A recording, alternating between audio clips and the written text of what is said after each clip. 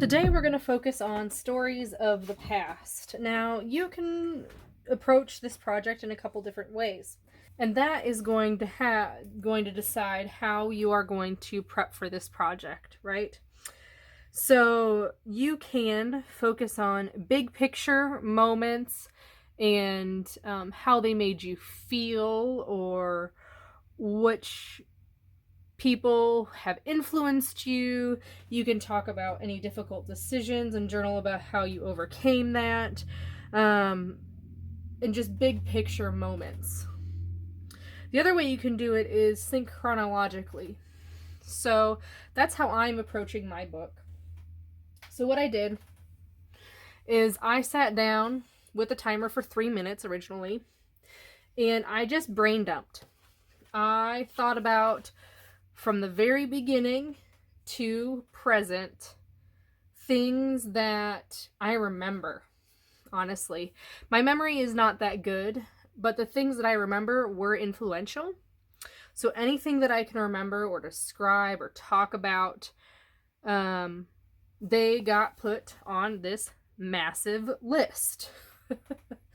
And so I just have a traveler's notebook that is kind of where I talk about all my different projects. So things that I'm thinking about, wedding albums, any classes that I'm taking, those notes go into here in my project notebook.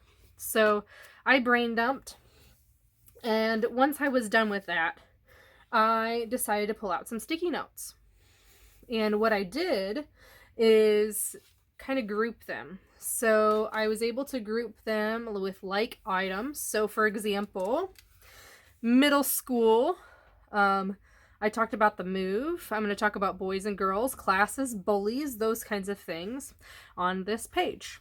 And so what I did is I picked out almost 24 different stories, which would fill the entire page, or excuse me, entire book, 2 pages. What I'm noticing is there's a lot I want to cram into a whole bunch of these sections. And so most likely what's going to happen is I am going to end up typing up my journaling and then printing it, so that I can get the most bang for my buck when it comes to this journal. I want this to be one of the things that is kept for sure. It's small, it's compact, so I want to make it nice, and I want to make it legible. Now, my handwriting most likely won't be in here, and maybe I'll sign what it is. But I did some prep work, and that's what I encourage you to do as well. Think about how you want to present your past to your readers. Do you want to focus in on the stories? Like I'm focusing in on the specific events and people related to the different things. So like my cobalt, naming it, my schools, thinking that I'm an old soul, influential people, my husband, my sons. Like each of these pages has a different group of things that I want to talk about. And so my goal in journaling is to kind of wrap them all together in a neat bow. And I also did this in chronological order. This is the past. And so it's a little bit easier to make it chronological, right? And since I have my sticky notes in, I know what page is what, and I can prep those pages and those kinds of things. What I will probably end up having to do is to write the stories prior to placing them in this book. I don't expect this book to be a weekend project. I expect it to take a lot of time to get done. And so in these sessions, we're going to focus on how we approach these different albums and then setting you up for success. So this is my approach. I brain dumped for 10 minutes. First set my timer for 3 though, because I, was nervous that I wouldn't be able to write down everything I thought I wanted to put down. And then I increased the time to 5, and then I was like, you know what, I'm just going to turn off the timer and just keep going. And so that's what I did. I just kept going. So that is my past notebook. Now let's talk about decorations and what we did after we decided our kit. So the kit that I'm using, as a refresher, go ahead and watch that first video, is the Life Captured collection. And so what I did is I looked at every single piece of paper and I marked which cards I thought would be appropriate for which album. And then I broke up the ephemera as well.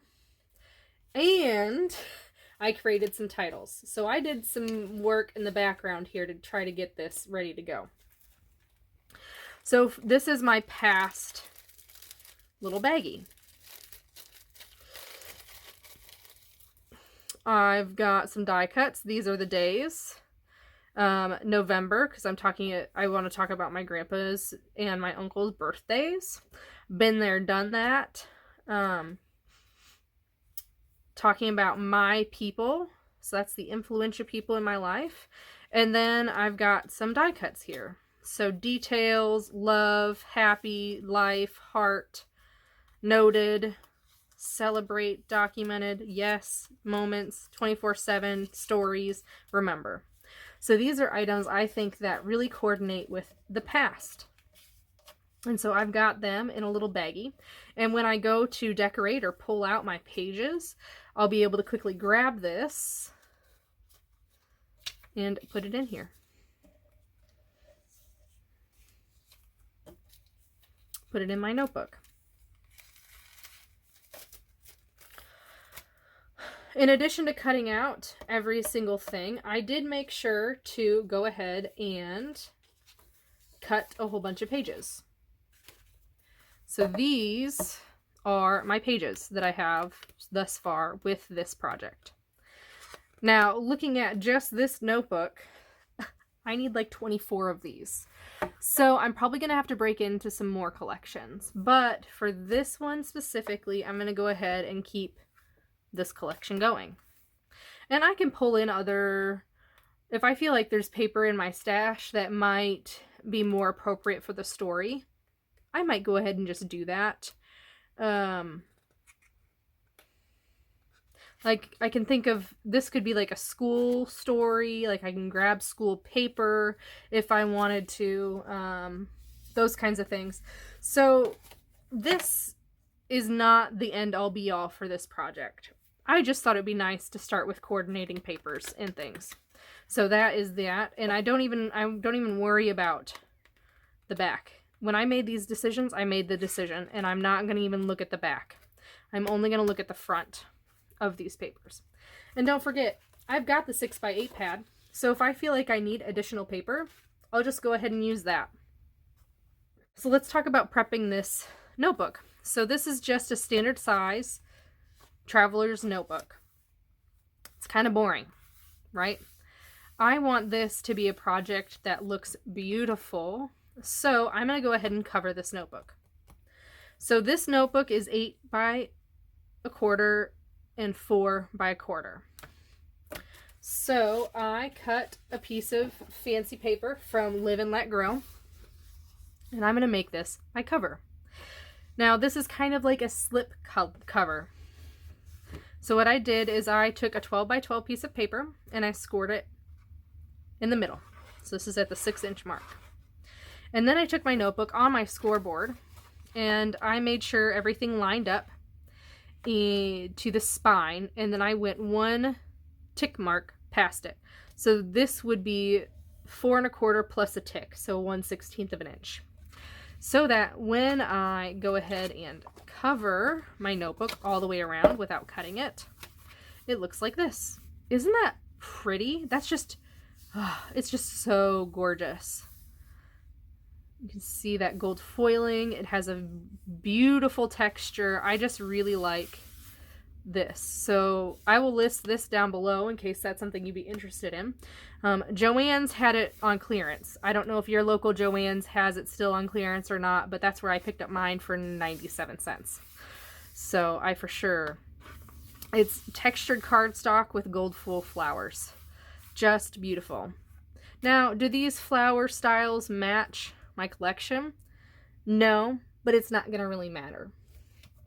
So my plan is to glue along this edge, and I'm going to leave this because this is like a book jacket, right? So with a hardcover book jacket, the paper likes to go like this, and so I want it to be able to do that. So I'm going to glue right along here. Now I did take an edge punch and I thought that was really pretty. So I added an edge punch to make it a little bit more decorative, and I also corner rounded it. So I've got a corner rounder that has 3 different sizes. If I had my other one, which I don't have anymore because I like this one better, I would only have the R10, and that wouldn't match the angle or the curve of this. So what I did is I took my notebook and I measured it up against here. You see how that's just a little bit too big? This one is just way too small, and this one's just right, as they would say in Goldilocks and Golden Bears or whatever. So what I'm doing is I'm going to, what I did is I folded it over, I stuck the corner in, and chomp, chomp, chomp. And any inserts or pages that I'm going to put inside my notebook will also have that corner. So what I like to do in the back of my notebooks is to give myself a guide. So what I would do on just like probably a normal piece of paper, or sometimes I even write it, I'll just add this like right in here. And I'll talk about the size of my notebook. So I'll say this is 4 1/4 by 8 1/4. Inserts are 4 by 8. And the corner rounding is R7. And then any other details that I want on here. Like maybe the number of lines on the notebook, or the number of pages, or something like that. So that this is just a quick reference for me to be able to say, okay, this is what I've got for this notebook. Now, something I toyed with just a smidge is creating a table of contents. So there's kind of a blank spot here. If I were just to add, you know, a white piece of paper, kind of like that, I could totally make a table of contents. Now this might be added a little bit later. So what I'm going to do just in the front here is I'm just going to make this a pocket. So I'm only going to glue along this edge and this edge, and not worry about gluing along my ribbed edge yet, because I don't know. I've toyed with that idea, and I could also just make this a pocket to stick whatever I wanted in and out. Now it's not going to be a very super secure pocket, but it'll do the job. I'm really excited about this, guys. Can you tell? Oh, it's going to look so pretty.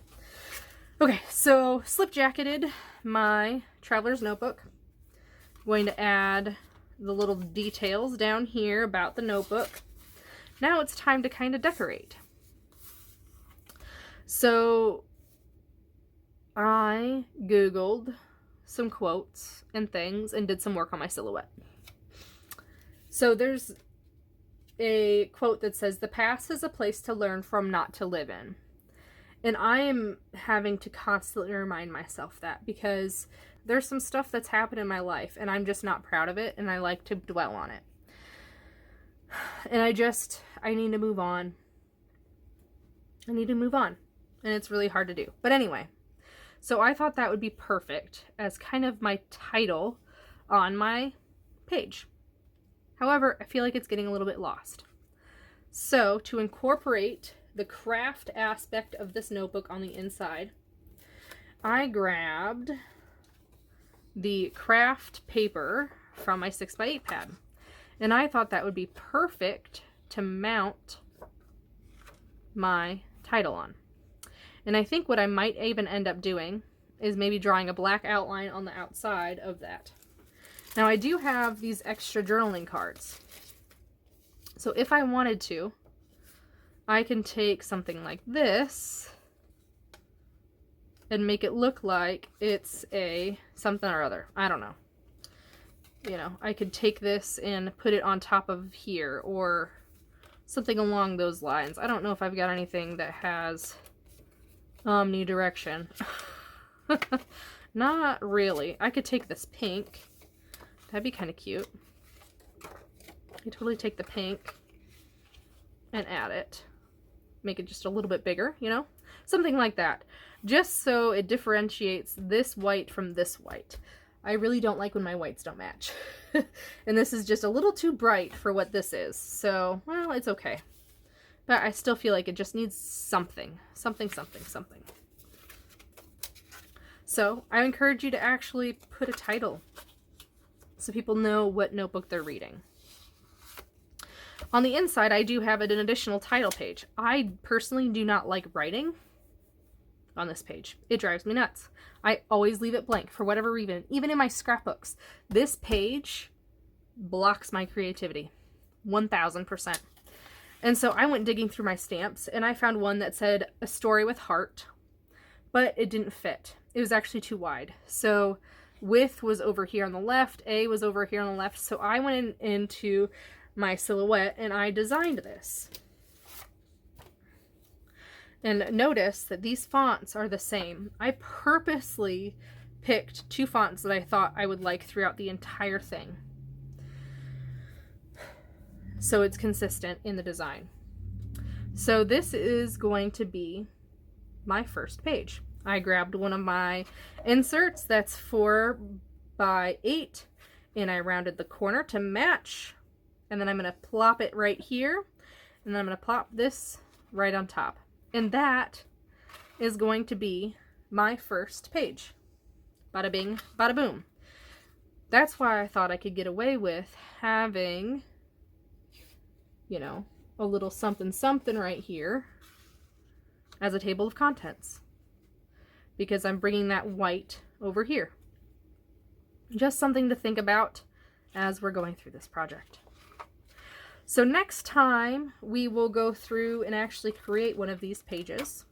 I thought I would help you set up and start thinking about your All About Me traveler's notebooks and how to decorate your traveler's notebook in the beginning. So I hope you liked this video. If you have any questions, please let me know. Don't forget to like, comment, and subscribe, and I'll see you next time.